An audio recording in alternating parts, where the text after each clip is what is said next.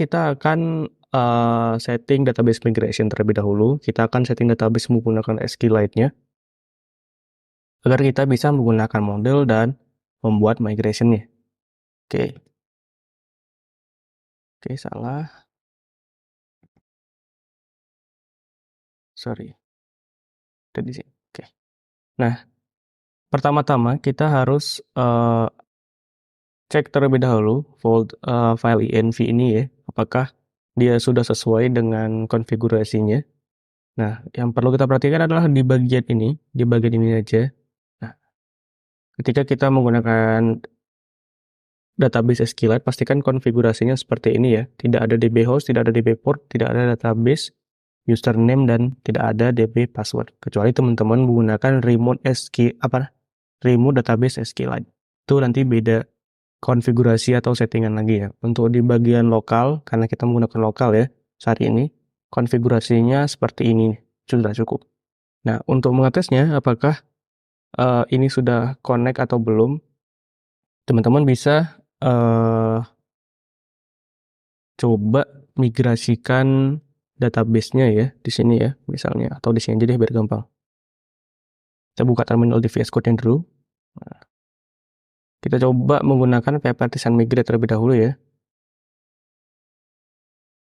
Nah, kita langsung aja ya, langsung yes saja karena dia akan nanya terlebih dahulu, dia akan membuat file ya, file database.sqlite di dalam folder database ini karena saya belum membuatnya. Nah, kalau sudah ada nanti dia nggak perlu nanya gini lagi, karena ini belum ada, kita yes aja. Nah, oke, karena semuanya sudah done ya, berhasil ya, berarti konfigurasi database kita sudah berhasil. Nah, artinya apa? Di sini kita sudah memiliki database yang menggunakan SQLite dan beberapa tabel ini ya. Beberapa tabel ini. Oke, coba kita lihat lagi tadi tabelnya ada apa ya di migration. Ada tabel users, ada tabel reset tokens ya, password reset tokens, ada password access token. Oke. Nah, oke. Di sini semuanya sudah berjalan dengan baik ya. Sekarang kita coba membuat migration terlebih dahulu. Oh ya, ini juga saran bagi teman-teman ya. Kalau mau membuat sebuah aplikasi menggunakan Laravel, mulailah terlebih dahulu dari bagian database-nya. Misalnya teman-teman belum membuat tabel ya, membuat tabel untuk API-nya, buat tabelnya terlebih dahulu menggunakan database migration. Oke. Di sini kita akan menggunakan satu endpoint aja dan satu tabel database yang bernama produk ya. Kita coba terlebih dahulu membuatnya. Caranya tuh seperti ini ya teman-teman. Make ya, membuat migration. Nah, di sini teman-teman boleh seperti ini ya. Terus tinggal buat aja namanya apa. Misalnya create products table. Seperti ini juga boleh. Tapi saya menyarankan teman-teman menggunakan perintah seperti ini. Make model saja. Kemudian nama modelnya adalah product. Kemudian di sini kita membuat ini namanya itu M adalah migration. Nah, artinya apa? Pada saat kita membuat model, kita juga membuat migration untuk model tersebut gitu ya. Nah, nama migration atau nama tabelnya nanti akan mengikuti dengan nama modelnya. Misalnya kita memiliki nama model produk gitu ya. Nah, nanti tabel yang dibuat oleh migration ini adalah bentuk plural atau bentuk jamak ya, bentuk jamak dari kata nama modelnya. Misalnya produk gitu, itu kan bentuk satunya gitu ya. Bentuk jamaknya bagaimana? Ya products gitu ya, karena bahasa Inggris. Nah, saya enter aja. Nah, di sini dia akan membuat sebuah model produk dan juga tabel products ya, tabel products, bentuk jamaknya dari produk.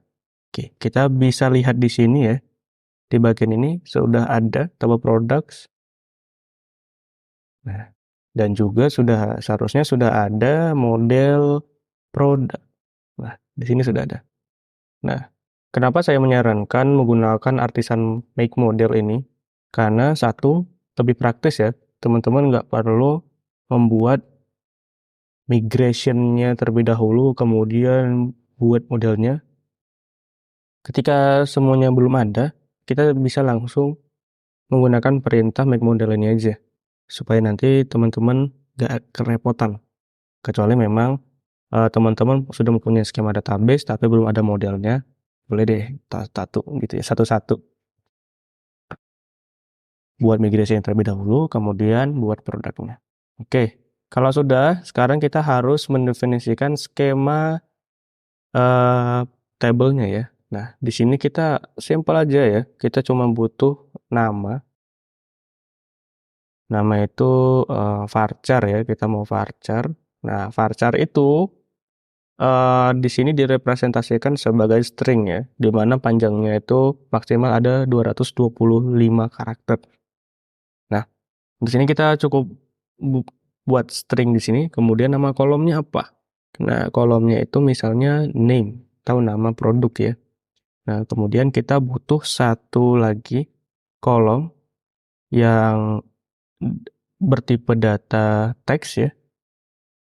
Nah, dengan apa namanya? Dengan nama kolomnya itu description, untuk deskripsi produk. Oke, sudah seperti ini aja.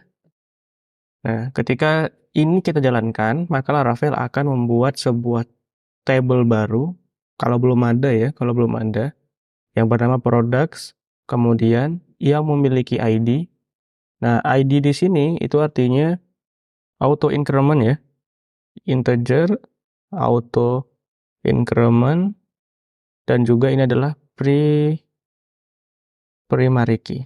Nah, daripada teman-teman harus set satu-satu ya, nah Laravel menyediakan satu fungsi seperti ini yang bisa mengakomodir pembuatan tipe data dengan kolom ID-nya itu ya.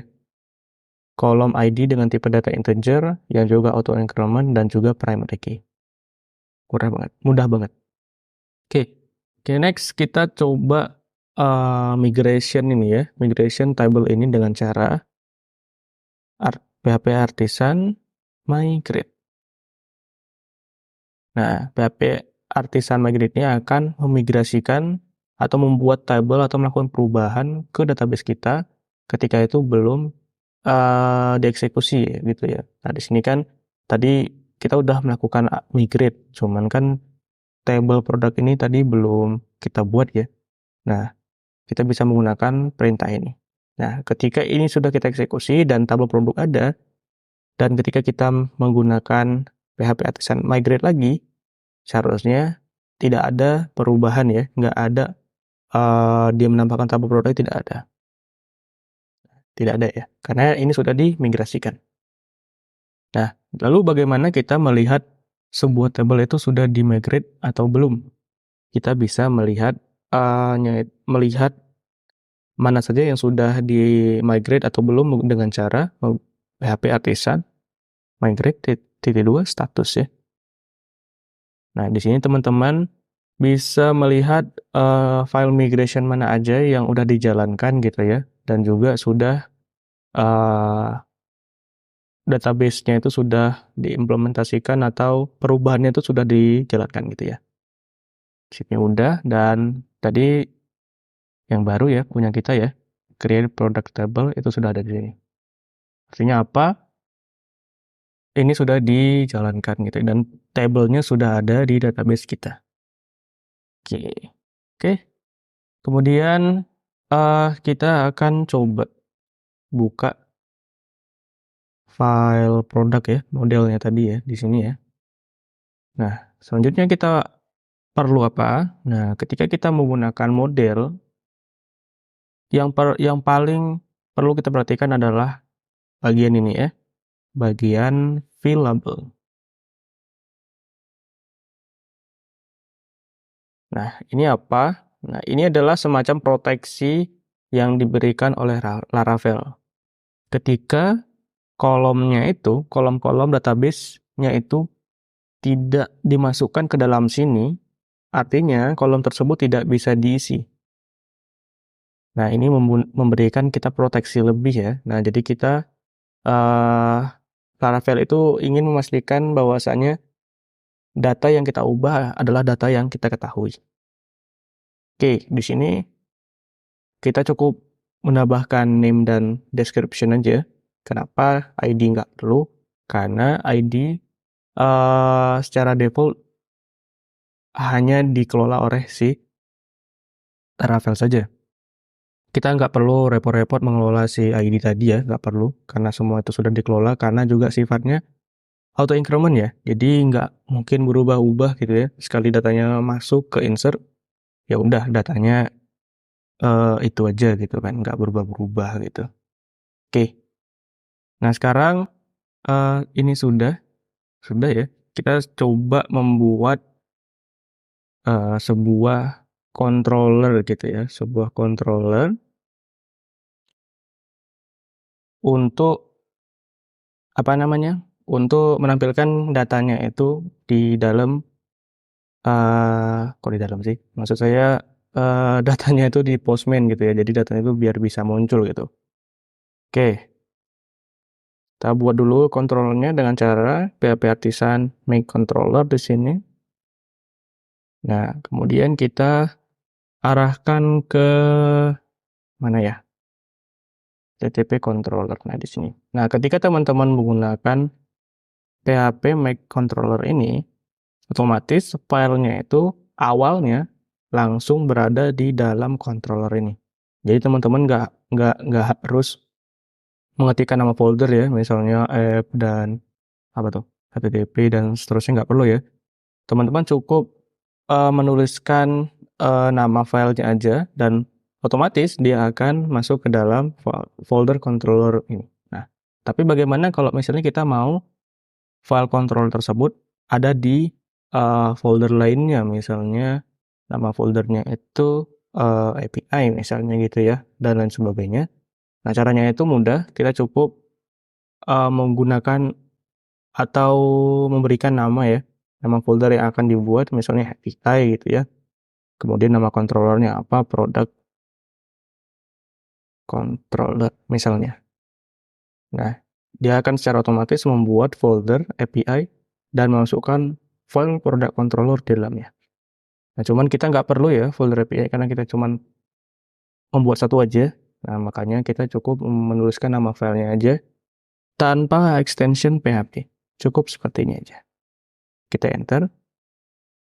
Nah, maka controllernya akan berada di dalam folder controllers. Kita coba lihat di sini ya. Nah, di sini teman-teman apa namanya? Sudah berhasil membuat controller ya di sini ya, membuat file controller. Nah, di sini masih kosong, masih kosong.